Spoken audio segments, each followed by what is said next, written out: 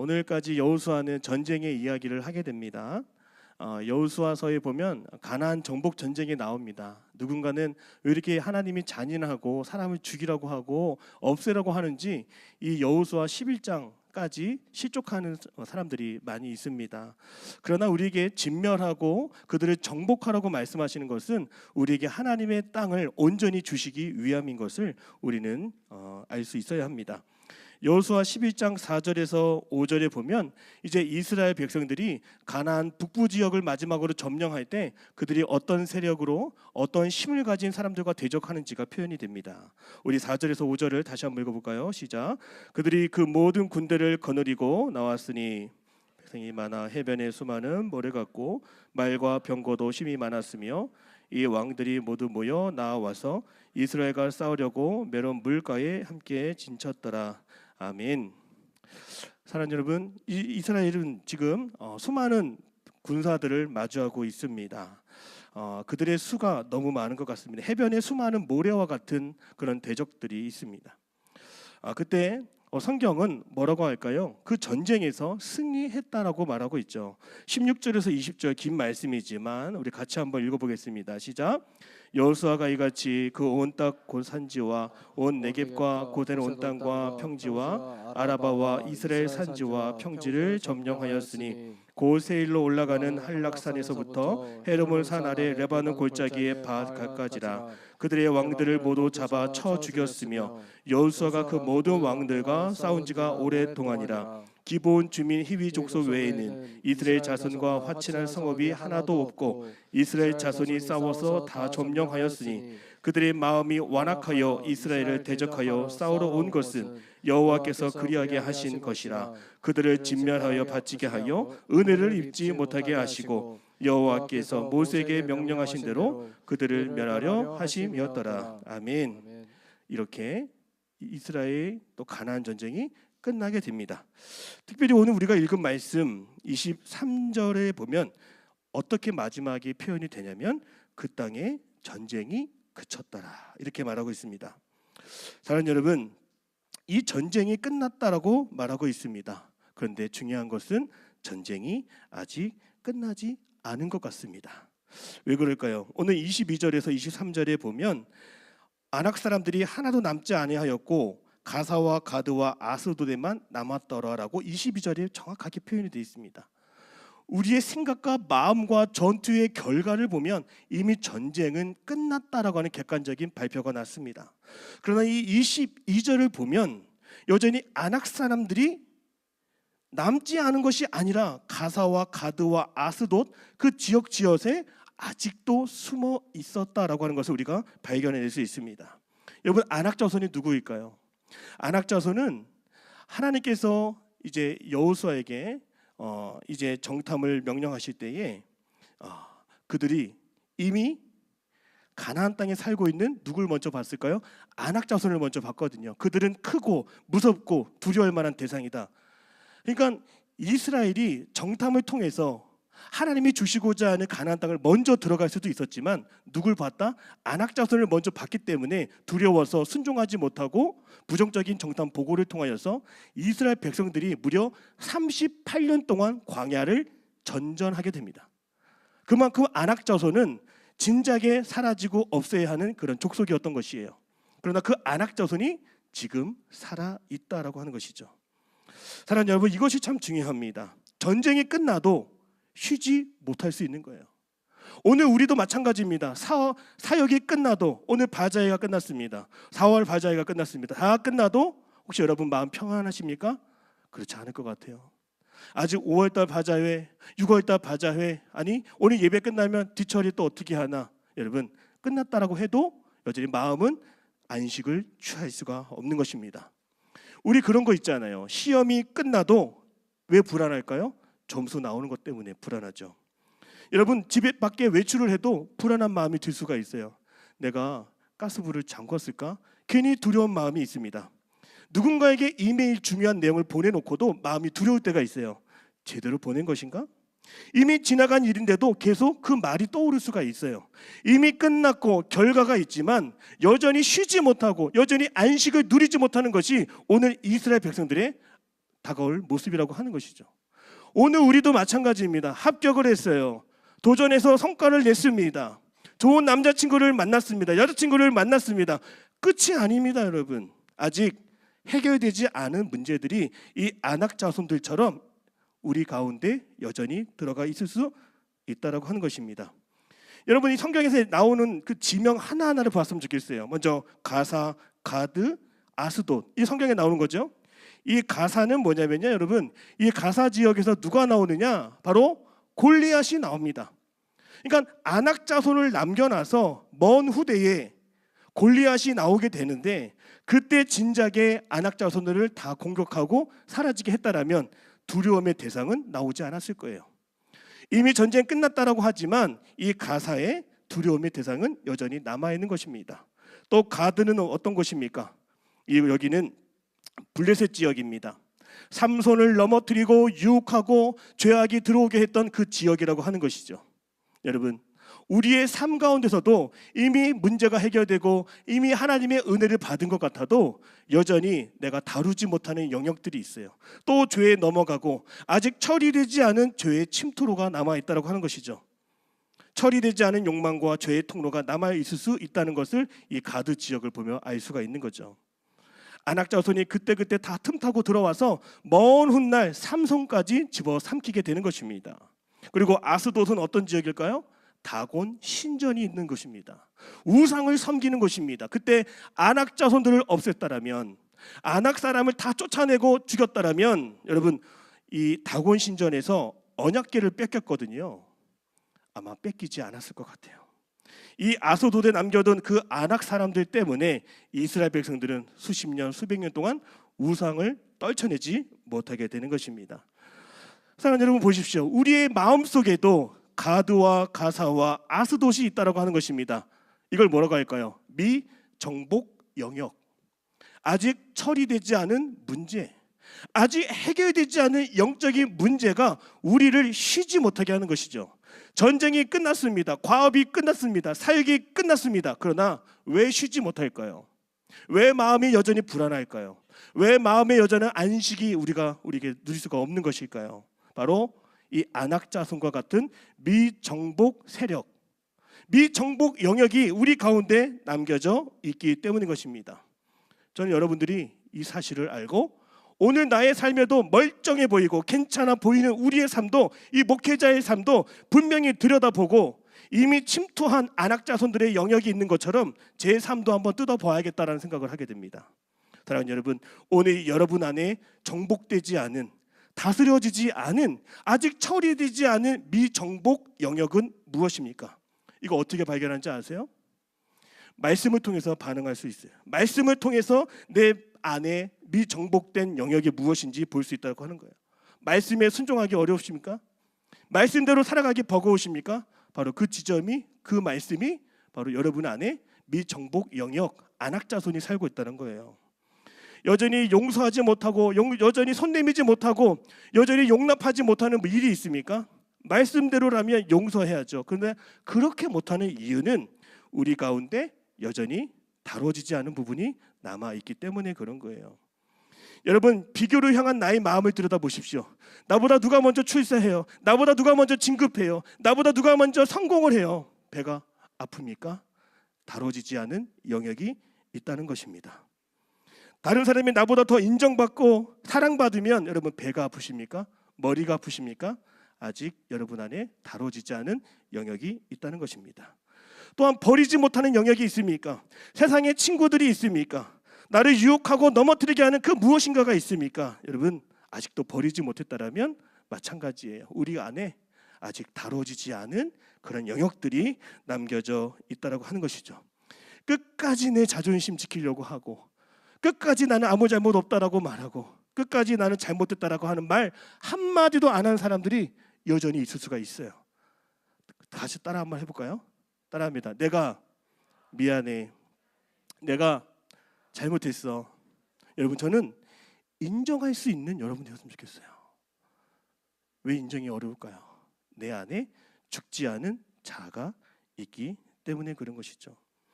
내 뜻대로, 내 힘대로, 내 마음대로 하려고 하는 미정복 영역이 오늘 분명히 있다는 것을 알고 우리가 이 영역을 잘 다룰 수 있는 하나님의 사람 되기를 원합니다.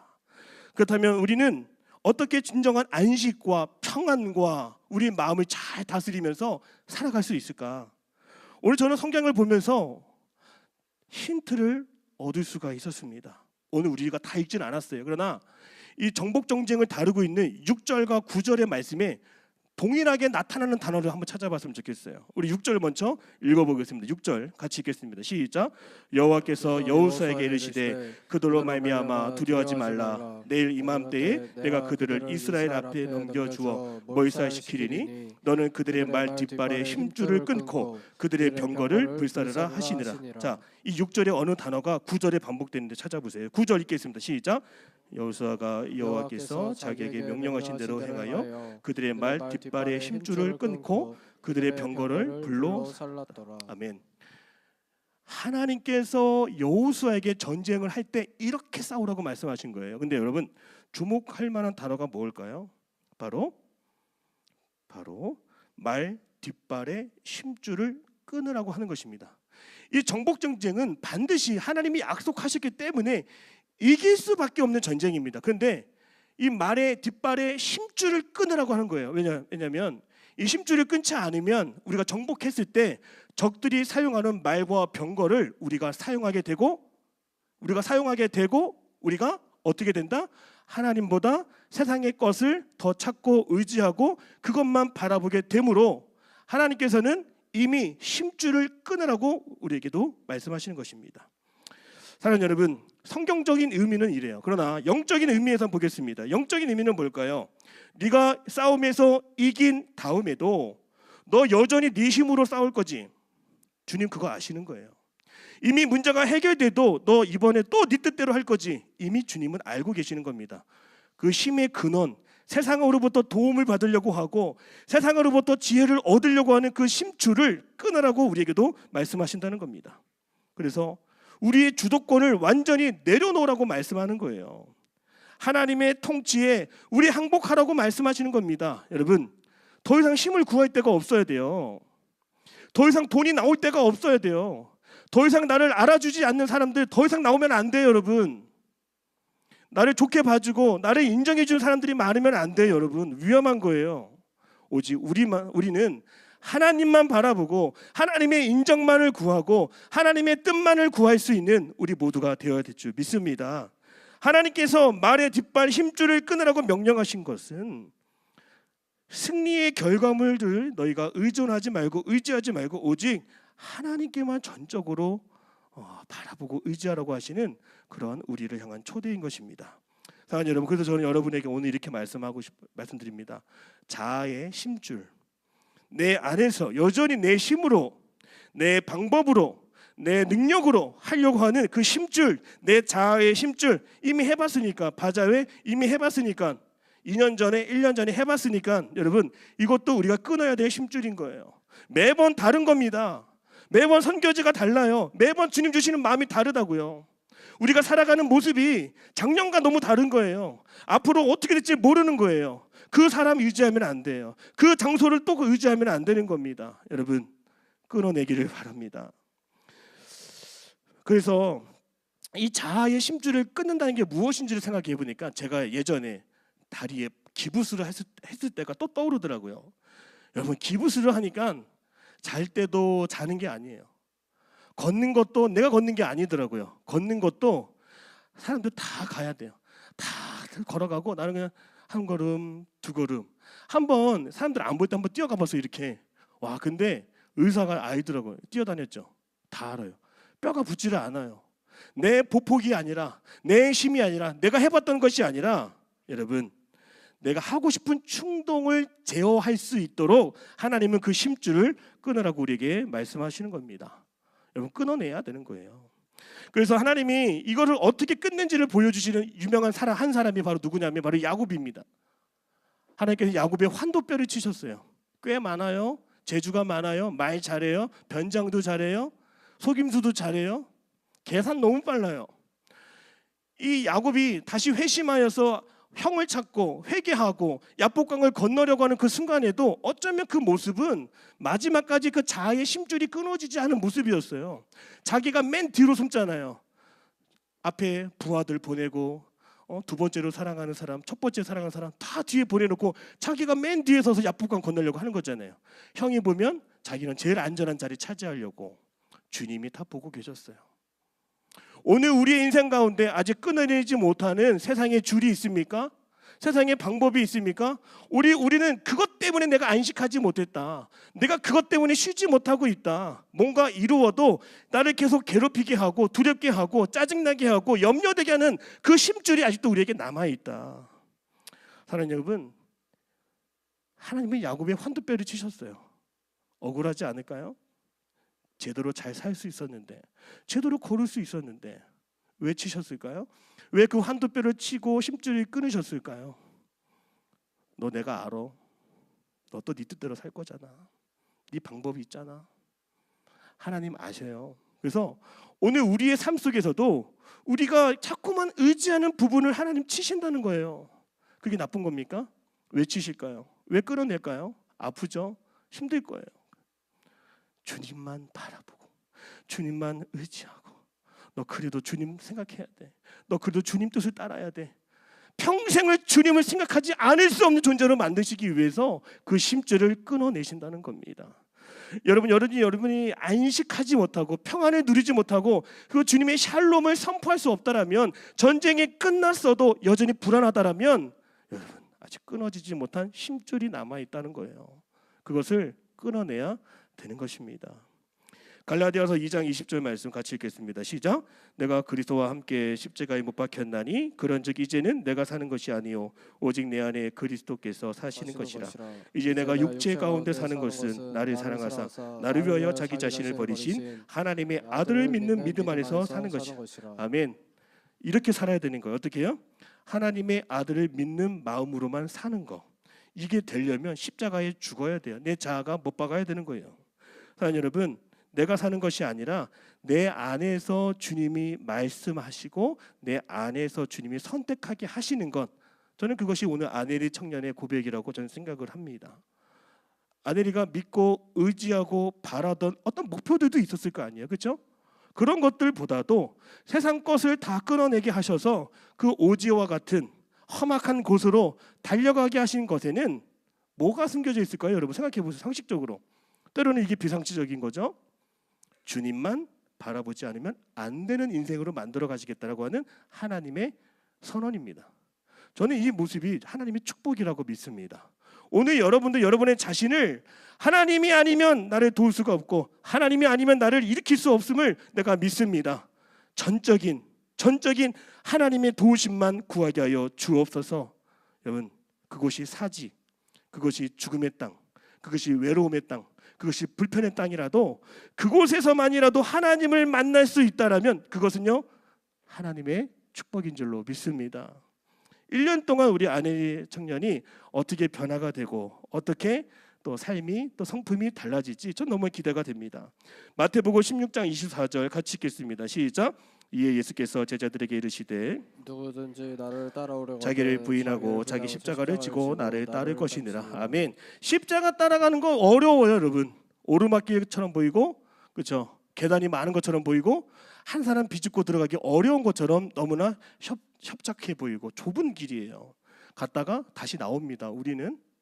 그러나 그 길을 그래도 가는 사람들이 누굴까? 바로 이 자아의 심줄이 다 끊어진 사람들.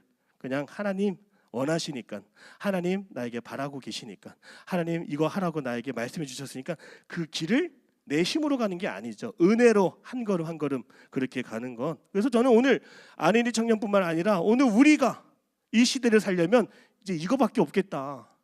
세상 거 기대하지 마십시오. 세상 우리의 기대대로 되지 않습니다. 세상 우리 뜻대로 되는 거 아닙니다, 여러분. 빨리 선포하시고 선언하십시오.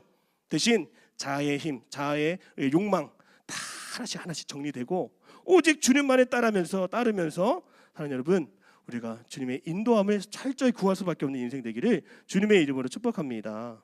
그래서 우리 주님 어떻게 일하시는지를 여러분이 아셔야 됩니다. 우리 주님은 문제를 해결해 주는 것은 너무나 쉬운 거예요. 병 고쳐주시는 것도 너무나 쉬운 거예요. 우리 주님의 입장에서 취업시켜주는 것도 너무나 쉬운 거예요. 결혼하는 것도 마찬가지입니다. 근데 우리 주님이 정말 해결해주고 싶은 건 뭐냐면 이 야곱에서와 같이 문제를 일으키는 근원을 처리해주기를 원하신다는 거죠. 왜냐하면 이 문제를 유발하는 그 근원을 찾지 못하면 또 돈에 넘어가, 또 여자에게 넘어가, 또 뭐 성공, 명예에 또 넘어가. 여러분 어떻게 하겠습니까? 우리 주님은 계속적으로 자아의 심줄을 끊어내기를 원하시는 거죠. 여러분 우리 그 충주맨이라고 유명했던 김선태라고 하는 사람이 있었습니다. 지금은 이제 개인 유튜버를 열는데 하자마자 100만 명이 찾아오고 구독을 했어요. 이 김선태라고 하는 그 청년이 그 이제 공무원에서 나왔을 때 수많은 기업에서 그를 초청을 했습니다. 근데 이 김선태가 이 청년이 하는 말이 뭐가 있었냐면 저에게 정권을 주십시오 이런 말을 하는 거예요. 정권이 뭘까요? 다 내가 할 수 있는 권리, 권한을 달라는 거예요. 아니 저도 똑같은 사람이라서 이 교회를 내 마음대로 할 수 있는 정권이 나한테도 있었으면 좋겠어요. 근데 여러분 정권이 있으면 전부 내가 내 권한이라면 여러분 한번 보세요. 편할까요? 편하지 않을 거예요. 여러분 우리가 하나님 앞에서 이 전권을 요구한다는 것은 엄청난 교만인 거예요. 우리가 전권을 요구하는 인생, 전부를 내가 구하는 인생보다 하나님이 허락해 주시고 하나님이 그때그때 보여주시고 알려주시는 그 삶이 언제나 주님과 연결되는 삶이라고 하는 것을 우리 잊지 말아야 됩니다. 여전히 영적인 힘줄이 끊어지지 않아서 내 마음대로 내 뜻대로 지치는 삶을 살고 있다라면 여러분 이 세 가지만 점검해 보세요. 첫 번째 물질. 어떤 누군가는 돈 때문에 자꾸 넘어져요. 하나님보다 돈에 대한 안정감이 있거든요. 그렇죠? 세상 사람들은 하나님보다 지금 즉시 계좌에 꽂혀 있는 액수 이게 더 안정감을 주는 것이 많더라고요. 근데 이거 끊어내야 되거든요. 돈 없이도 계산하지 않고 여러분 한번 따라해 볼까요? 하루만큼 계산하지 말자. 여러분 하루만 계산하지 말고 한번 살아보세요. 하루만 물질에 대한 염려 다 내려놓고 그냥 하루만 한번 살아보세요. 여러분 이 속에서 뭐가 올라올까요? 아직 끊어지지 않은 심줄이 막 올라올 거예요. 불안하다. 나 어떡하지? 뭐 사고 싶은데? 근데 그거 참아야 된다는 거죠. 앞으로 여러분이 사업에 성공하고 싶은 청년이 있다라면 어떤 사업을 준비하고 있는 청년이 있다라면 나는 큰 부자가 된다라고 하는 그런 야망이 있는 청년이라면 이거를 먼저 끊어낼 수 있는 힘이 있어야 돼요. 계산하지 않고도 살아가는 방법. 돈에 연연하지 않고도 살아가는 사람에게 하나님은 물질의 축복을 주신다는 것입니다. 여기서 우리가 이 하루만 참아 보면 뭘 깨닫게 될까요? 돈이 나를 지키는 게 아니었구나. 나를 지키는 건 하나님이었구나. 요 안에서 돈이 없어도 평안이라고 하는 것을 우리가 경험해 볼 수 있다라고 하는 겁니다. 여러분 관계도 마찬가지입니다. 자꾸 사람과의 관계 때문에 일 포기하고 교회 떠나는 친구들 너무 많아요. 내가 뭔가를 하는데 인정을 안 해주고 좋아해주지 않고 칭찬해주지 않으면 떠나는 사람들이 있다고 하는 거죠. 여러분 이 사람들은요 어디를 가나 마찬가지일 거예요. 관계로 무너지는 사람이에요. 하나님보다 관계 안에서 안정감을 누리는 사람이에요. 사람의 반응이 더 중요한 사람이에요. 오늘 저 역시도 그래요. 설교하면서 반응 궁금해요. 뭐 일을 하면서 잘하고 있는지 제가 제 자신이 궁금해요. 여러분 반응 없으면 내 존재감 없는 것 같이 느껴질 때도 있었습니다. 그러나 여러분 한 번은 하루만이라도 평가를 기대하지 않고 한번 해보세요. 인정을 기대하지 않고 그냥 그 일을 한번 해보세요. 하루만이라도 그때 세상에서 인정해주지 않아도 마음속에 하나님이 인정해 주시고 하나님이 괜찮다고 하는 그런 마음을 확인하게 되고 누리게 되면 사랑 여러분 어떻게 될까요? 사람의 인정이 나를 지켜주는 것이 아니구나. 하나님이 나를 지켜주시는 거구나. 깨닫게 된다는 것입니다. 그래서 저는 성가대 하는 친구들, 더센 찬양대 하는 친구들, 그리고 앞으로 사역하는 친구들도 다 마찬가지예요. 사람들 앞에 서니까 좀 창피할 수도 있고 부끄러울 수도 있고 그렇죠? 그런데 한 번이라도 그냥 있는 모습 그대로 한번 해보세요. 편하게 해보세요. 실수를 그냥 각오하고, 틀릴 거 그냥 각오하고, 창피 당할 거 그냥 각오하고, 놀림 당할 거 그냥 각오하고, 그냥 한번 해보세요. 한 번은 해볼 수 있잖아요. 그렇다고 너무 막 이상한 소리 내지 말고, 그렇다고 뭐 이상한 행동하지 말고요. 그건 이상하잖아요, 그렇죠? 아니 한 번이라도 좀 마음을 내려보면 안 될까요? 그때 온다니까요. 뭐가 올까요? 내 실력으로 인정받는 것이 아니라 실수해도 잘하지 못해도 괜찮네, 여러분. 이게 안식이에요. 또 우리가 사역을 할 때도 마찬가지예요. 하나님보다 오늘 바자회를 했는데, 야 바자회 수익이 얼마야? 야 대단하다. 그러면 바자회 수익이 안 나면 뭐해? 우리 망한 거예요? 절대 그렇지 않죠. 사랑하는 여러분, 우리가 어떤 결과에도 연연하지 않았으면 좋겠어요. 결과 기대하지 않고 하루만 살아보세요. 어떤 게시물을 올렸어요. 페이스북에. 저도 페이스북 하잖아요. 근데 오늘은 좋아요가 몇 개가 안 나와. 고민돼요. 내가 너무 오버했나? 이제 그래서 저도 결심했어요. 게시물은 올릴 수 있죠. 그렇죠? 올릴 수는 있죠. 이해하죠? 올릴게요. 올릴 건데 올리더라도 반응을 요구하진 않을게요. 반응 없어도 한번 올려볼게요. 여러분 좋아하지 않아도. 그런데도 마음이 평안해질 때까지 좀 기다려보려고 합니다. 사람들이 좋아하지 않고 인정해주지 않아도 내 안에서 야 그런 게시물 올린다고 뭐 하냐? 안 올려도 돼.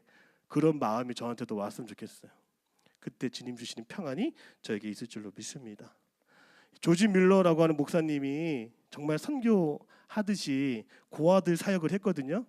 근데 이 선교사님, 조지 밀러 목사님이 선교할 때 그 전기를 다시 보니까 정말 대단한 거예요. 그 심줄을 다 끊어놓고 사역을 했더라고요. 어디 후원 받는 게 하나도 없었어요. 그러니까 5,000번 기도하고 5,000번 응답받았다고 하는데 저는 5,000명에게 다 연락을 해서 여기서 받고 여기서 지원받고 이렇게 한 줄 알았거든요. 근데 그게 아니더라고요. 철저하게 하나님만 의지함으로 얻었던 놀라운 응답이었다는 것을 저는 알게 되는 거예요.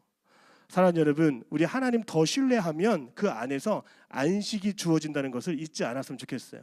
그러니까 안식하지 못한다는 거, 아직 마음이 평안하지 못하다라고 하는 것은 우리가 더 하나님을 찾지 않고 그 하나님을 더 믿지 않기 때문인 그런 거예요. 상황이 문제가 아닙니다. 내가 상황보다 더 한 번 더 주님을 사랑하고 더 의지하고 더 주님을 바라볼 수 있는 그런 마음이 오늘 우리에게 있기를 주님의 이름으로 축복합니다. 우리 이사야 41장 10절 말씀 마지막으로 같이 읽을게요. 시작. 두려워하지 말라. 내가 너와 함께하리라. 놀라지 말라. 나는 내 하나님이 됨이라. 내가 너를 굳세게 하리라. 참으로 너를 도와주리라. 참으로 나의 의로운 오른손으로 너를 붙들리라. 아멘. 여러분 잘 못해도 돼요. 여러분 알아주지 않아도 괜찮습니다. 두려워하지 말라고 하신 그 주님의 말씀이 오늘 지쳐있고 힘들어있는 우리에게 주시는 하나님의 은혜의 말씀인 줄로 믿습니다. 그래서 한 주간 단 한 번이라도 그 안식을, 그 평안을 좀 누렸으면 합니다. 우리 기도하겠습니다.